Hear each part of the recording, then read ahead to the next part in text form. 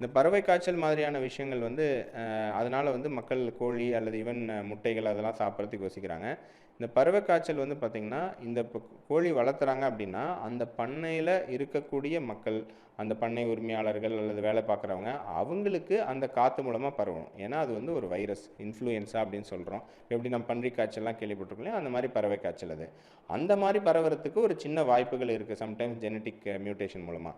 ஆனால் அந்த பறவை காய்ச்சல் ஒரு வேளை அந்த கோழிக்கு இருந்து தெரியாமல் நம்ம அந்த கோழி சாப்பிட்டா, அந்த சமைச்ச கறியில் அந்த கிருமி வந்து நம்மளை பாதிப்பு ஏற்படுத்துமானா பாதிப்பு ஏற்படுத்தாது. ஏன்னா இந்த மாதிரி வைரஸ்லாம் வந்து பார்த்திங்கன்னா, ஈவன் அந்த தசையில் தெரியாமல் இருந்துட்டால் கூட அதை சமைக்கும்போது ஹீட்டில் வந்து அது இன்ஆக்டிவேட் ஆகிடும். ஸோ அதனால் அந்த கறி மூலமாக நமக்கு பரவாது. ஆனால் அது மேலும் நிறைய பறவைகளுக்கு பரவாமல் இருக்கிறதுக்கு, மனிதர்களுக்கு பரவாமல் இருக்கிறதுக்கு அவங்க முன்னெச்சரிக்கையோடு வந்து கோழிகளை வந்து அழிச்சிடுறது, அந்த மாதிரி நடவடிக்கைகள் எடுக்கிறாங்க.